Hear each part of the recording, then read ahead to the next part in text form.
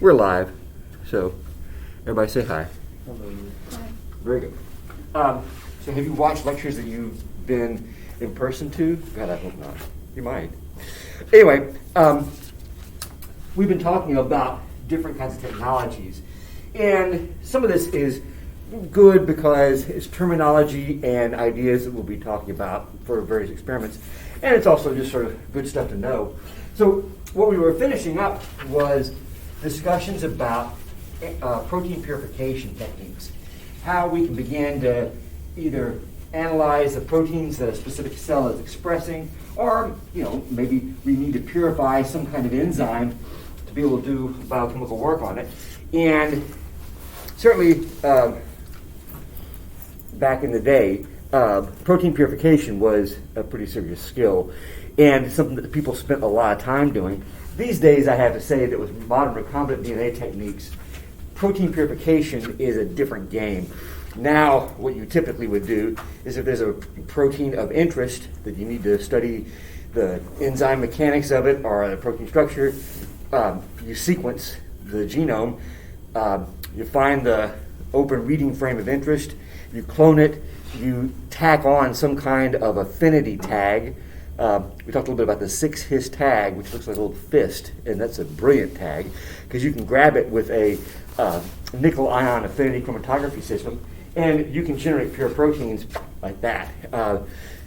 My PhD was focused on purifying cell surface proteins from fruit flies that were turned on during metamorphosis, and I spent, 5 years purifying 2 little dots, and now you could do that in, a couple of weeks, if that.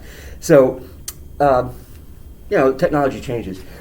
We mentioned here one of the things that's useful is the idea of the antibody, just to throw in a little bit more. Antibodies are very cool tools. They are proteins, and they are generated by typically immunizing your lab partner. Now, probably a bunny rabbit is the standard thing. And to make antibodies, you have the protein of interest, which in the immunology vocabulary is referred to as the antigen.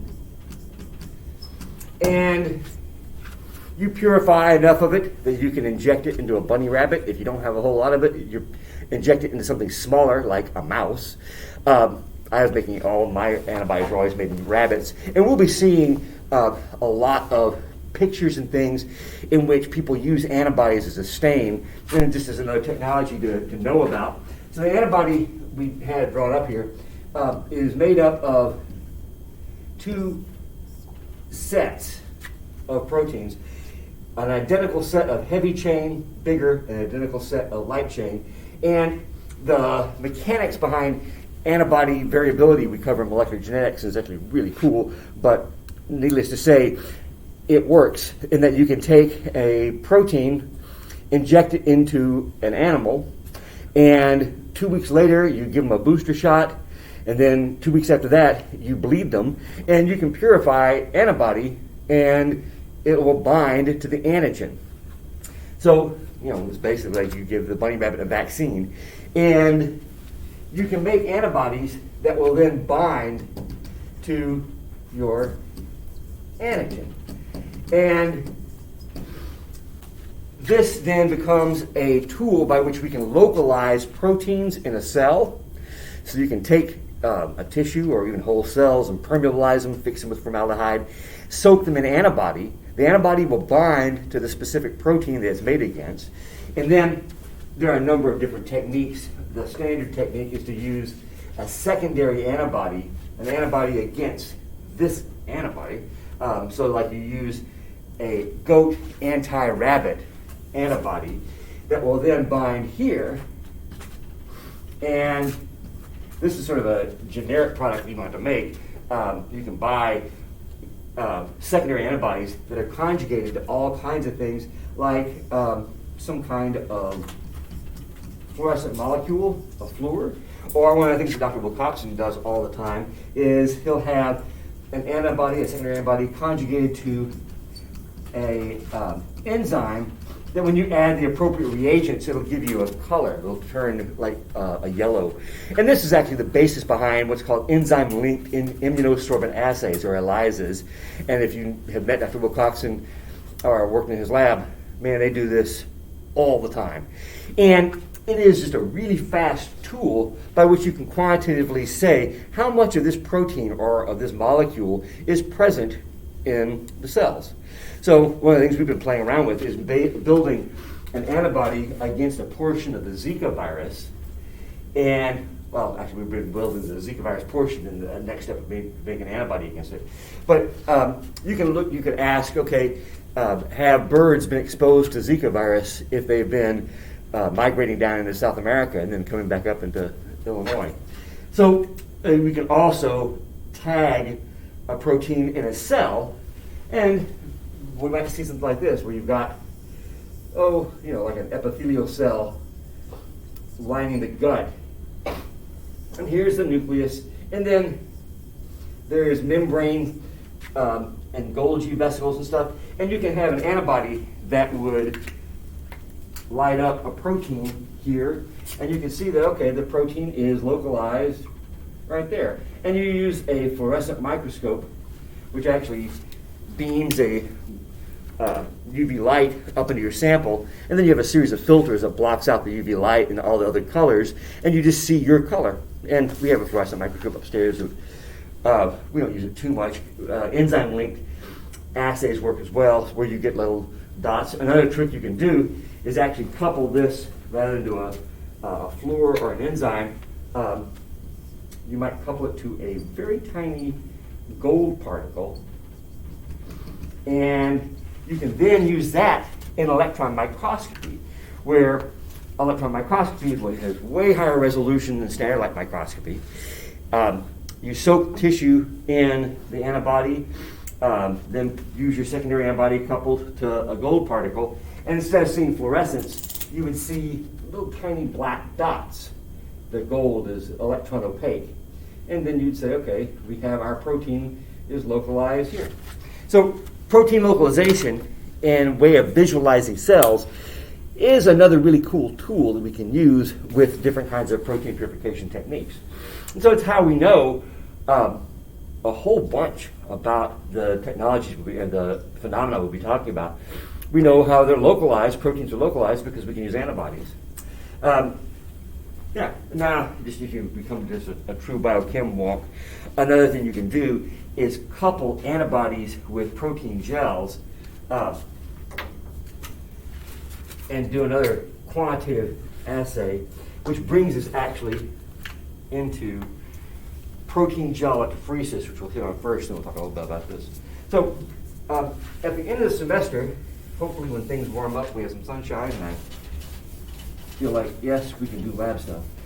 We're going to be doing some differential extractions of some animal tissues. It's just kind of an interesting experiment looking at the kinds of biochemical compartments that proteins find themselves in a cell, i.e. there are some proteins that you can pull out of a cell by doing a salt wash. And then there are some proteins that are bound in the membrane that you have to begin disrupting the membrane. And then there are other proteins that are so insoluble, you have to use really strong solubilizing agents, things that will begin to dissolve skin a little bit, and you can pull those out. And then you have a technique that is based on electrophoresis, and I think in genetics you guys did a little bit of electrophoresis. DNA-based electrophoresis, we'll actually do an experiment with that as well, is where you take a sample and you run it through some kind of sieve, a gel material. For DNA, we typically use a seaweed-based sugar called agarose. For proteins, because they're a lot smaller, we have to have a finer pour. And so typically for electrophoresis of protein gels, you use something called polyacrylamide. And I'm mainly just throwing these out because you'll see these terms as we start talking about different experiments, and you go, oh, okay, I know what that is. And the standard way you would do this, if we think about it, one of the problems with proteins is that because they've got those 20 different possible R groups at each amino acid, proteins don't have a homogeneous kind of generic charge. Whereas, I think we mentioned this, DNA is negatively charged, always negatively charged. So DNA is got certain characteristics that we can depend on, and one of the things is we can separate out DNA molecules based on their size because they have a charge homogeneity. With proteins, because their charge isn't always the same, we can have some interesting problems if we were to do a standard kind of gel where you've got your gel material. Now, when you were doing in genetics DNA gels, you had combs that stuck into the gel itself and you filled them up and ran it that way. With a protein gel, we typically have a series of wells and we cast the protein gel vertically up and down. DNA gels are referred to as horizontal gels. And you load your sample up here and you hit the juice. So the the proteins typically have mostly a negative charge. And so you have the positive electrode down here and a negative electrode up here. Now, because proteins have a charge to them that may not be consistent, some have a positive charge, some have a negative charge, they won't migrate based strictly on their size. Sometimes they migrate based on their charge, and that can give you not particularly good resolution. So the trick is you take a detergent we talked about already, known as sodium dimethyl sulfate, SDS. And what this is going to do is essentially coat all proteins with a pretty strong negative charge. So detergents also disrupt the plasma membrane. So proteins that are embedded in the membrane, poof, they get blown out and solubilized. SDS is a really good solubilizing agent. The one drawback to this kind of technology is SDS, because it is coating the proteins with a negative charge, it's going to cause proteins to lose their secondary and tertiary structure. It is referred to as a denaturant. And so it is denaturing proteins. Remember, that was a term we used when we're going to destroy the secondary and tertiary structure. It's referred to as being denatured. So we can take proteins, soak them in SDS for a little bit, put them on a gel, and now, because everybody has a net negative charge, they migrate based on their size. And so we can end up with a series of bands. So you'll have proteins that are present in really high concentrations, and some are present in real low concentrations, and all of these different sizes. And a standard SDS gel can resolve in this way probably 300 or so different bands. And one of the things you can do is take two different tissue types and compare the proteins that they've got. That's an interesting thing to do. You want to ask, all right, if I treat cells with this chemical compound, what happens? Or if I want to know how is a liver cell different from a big toe cell, you'd extract cells from the liver, homogenize them up, extract everything with SDS. You extract cells from the big toe, homogenize them up, and you'd run a gel. And what you'd see is there are a lot of proteins that are going to be in common, and then there are going to be some that will be different. And you can have all kinds of interesting experiments come out this way. So this is a really good tool for looking at and separating and identifying proteins found within a cell. Now, one of the tricks that you can do then is you can take this gel and actually electrophoretically blot it or pull it out of the gel onto a sheet of membrane. It's like we typically use nitrocellulose. It looks like a very crispy piece of typing paper. And the protein's now on the surface of this piece of paper. You can soak that in antibody and then label the antibody up, and you can find a single protein band. Something that's called in the biz either a protein gel blot for a variety of historical reasons, and we'll talk a little bit more about it later. These are also known as Western blots. And not to be mean, but people that refer to a gel blot as a Western blot are trying to be overly cool and like, no, it's called a protein gel blot. But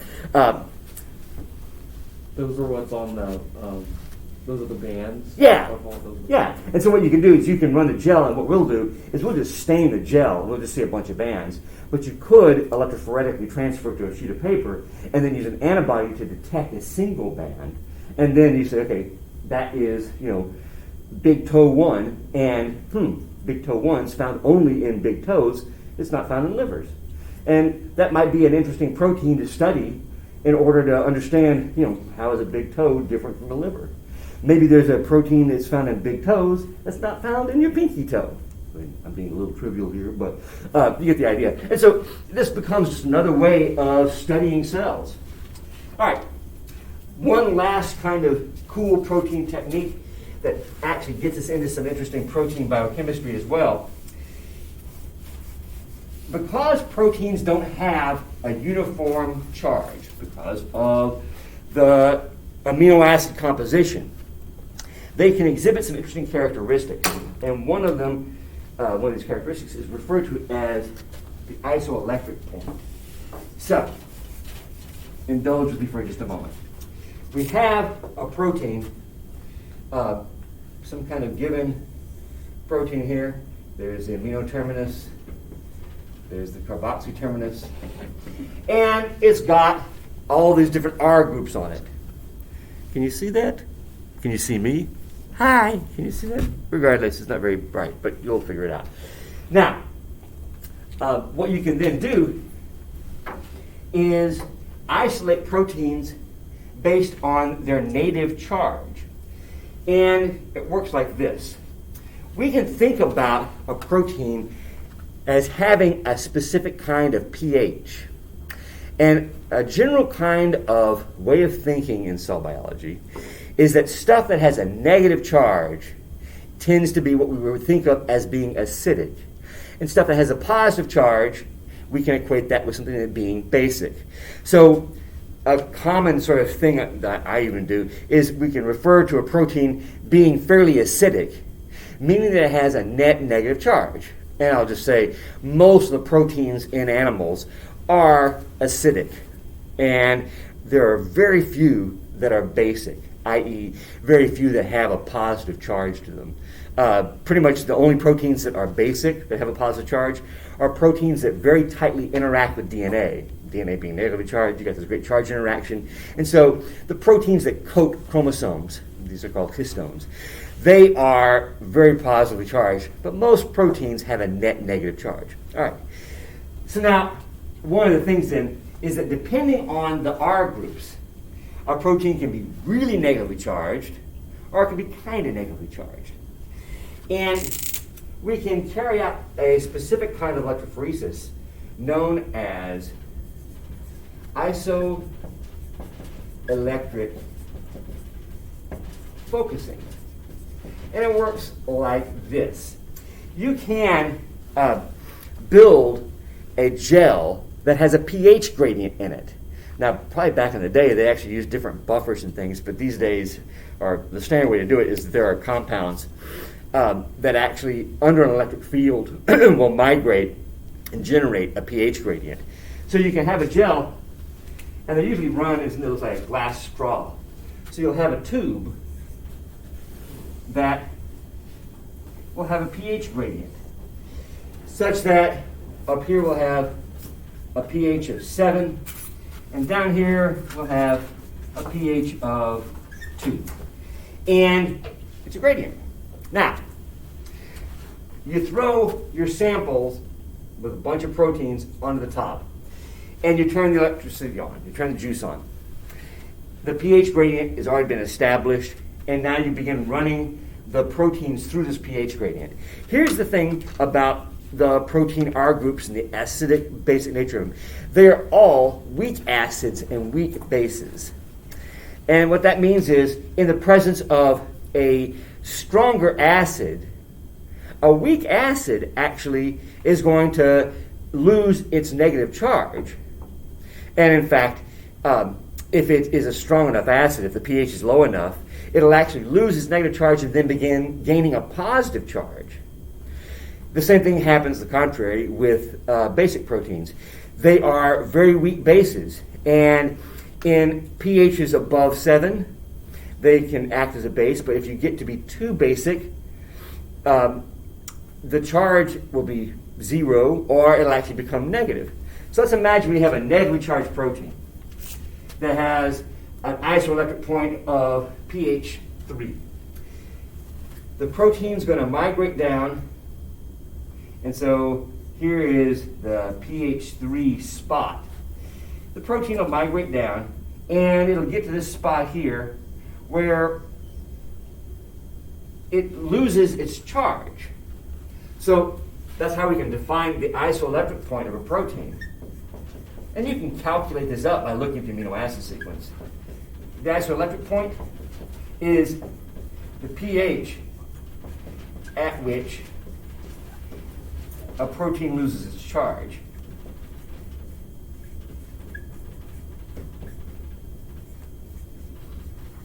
And at that point, it's neutral. So the way this works, which is really a very cool trick, is that if the protein migrates down here below into the more acidic areas, it's actually going to gain a positive charge and start migrating back up. If it goes up here, it regains its negative charge and migrates back down. And so you let these gels run overnight. So you don't have to worry about your proteins running out of the gel. They actually will migrate to their isoelectric point, and the more you turn the electricity up, they tighten into a really tight band. And so an isoelectric focusing system is a pretty cool trick.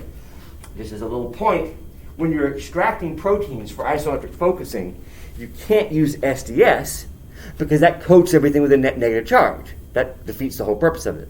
You have to have non-denaturing methods of purifying the protein. So this is a trick. Now, what really makes this kind of technology hum is you can, after you've run the tube gel, you can now take this tube gel and either break the glass up, or I've got a little syringe and a rubber tube, and I squirt it out. It looks like a little gummy worm, and you have it on a glass dish. You soak it in SDS, which gives everything a net negative charge, and you take this thing and actually slap it onto an SDS gel. You physically flip the tube sideways, cement it down with a little bit of molten agarose, and run it now this way. So you've got the pH 7 up here, pH 2 down here. You got the positive electrode, the negative electrode up here, and the positive electrode here. Now you got a whole set of proteins that have isoelectrically focused. Put a few of them there. And you're going to run them through this gel. Now this is going to tell you the protein's actual weight. And what you end up with is a series of dots. So let's say this protein's got a pH of about 6, so it's going to be on this side of the gel, and it's a real small protein. So it'll be there. This protein is going to be reasonably sized. We'll put it there. These two, one's here, one's there, and then we'll have a series of similarly shaped proteins that have slightly different charges. And this is known as a two-dimensional gel. It actually is a pretty cool technique in that you can go from isolating, say, 200 or 300 proteins on a 1D gel to well over 1,000 individual dots on a 2D gel. And just as a little point, when you see a chain like this is typically the same protein. It is just phosphorylated. And adding a phosphate adds a negative charge, and it puts it a little bit further down the isoelectric focusing tube. So phosphorylation events actually can be identified by 2D gels pretty easily. Yeah. So this is 2D gel electrophoresis. We may see a couple of 2D gels and some figures and stuff, but we're not going to be talking about them too much. But it is a very cool technique that we were actually working. We have a 2D gel rig upstairs. We were looking at phosphorylation changes when we were adjusting the concentration of a specific phosphatase in flies a while ago, and that was an interesting experiment. It was a little difficult to do, but still. So that's another kind of protein technology. And what this then establishes is the ability to purify and isolate proteins from a variety of different tissues and analyze them in a bunch of different ways. And, you know, protein technology has been somewhat supplanted, replaced by DNA-based technologies. But still, there are some places and some experiments where you do need to do protein electrophoresis and get some pretty good information from it. So it's worth throwing out. Additionally, there are some experiments when we start looking at protein secretions and things that will depend on having a basic understanding of protein gel electrophoresis. Okay, so that's some of our basic technologies. And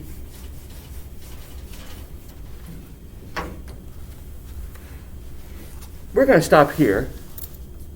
Friday, we're going to actually pull up some of the figures from the book and go over a few things. Talk a little bit about some protein structure stories, and then move on from there and get into some gene expression stuff, and then have our exam. So we're like 2 weeks out, so don't worry, nothing too close. Yeah. Yeah, that's a good place to stop. Then we're doing. So there you go. All right. So I talked for 26 minutes and 54 seconds. Easy.